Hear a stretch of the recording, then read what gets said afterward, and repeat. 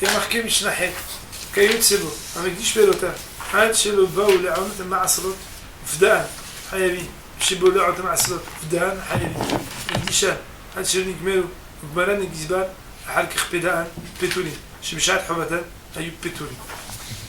Nous dit la Mishnah, Kayot Sebo, dans le même ordre d'esprit que ce que l'on a vu déjà à propos de Shikha et Pa, donc dans la Mishnah Zayn, Magdish Pelotav, celui qui aurait offert au temple ses fruits,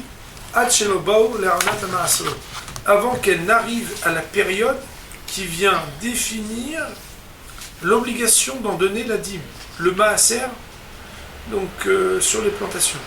V'da'an, et après il vient, et puis il vient les racheter. On sait que quand il les rachète lui-même, il les rachète un peu plus cher que leur prix. Hayavin, ils sont passibles, donc qu'on en prélève la dîme. Ça veut dire qu'il n'en sera pas exempté. C'est-à-dire que si à la fois il les a offerts et rachetés, alors qu'ils ne sont pas encore arrivés à Onat Ma'aslot, et alors il reste astreint. Mishibaou la Onat Ma'aslot Ufda'an, Hayavin. À partir du moment où ils sont arrivés à la période où ils sont passibles, qu'on en prélève la dîme, et qu'il les a rachetés, alors, Hayavim, ils sont passibles qu'on en prélève la dîme. On va voir, tout à l'heure, qu'est-ce que ça veut dire dans Barthénora. Si jamais il les a offerts au temple, jusqu'à ce qu'ils ne se terminent pas, on va voir ce que ça veut dire. Et que la phase terminale, c'est le percepteur du temple qui l'a fait. Et donc, que le passage à non-tenue de la dîme, tenue de la dîme, a été fait dans le domaine du temple. Et après seulement il les a rachetés. Pétolim. Ils sont exemptés de la dîme. Pourquoi ? Parce qu'au moment où ils sont passés du stade non obligatoire à obligation de la dîme, alors ils étaient patours, puisque quand ça appartient au temple, alors ils sont patours. Voyons cette partie de Barthénora. C'est-à-dire l'aplanissement.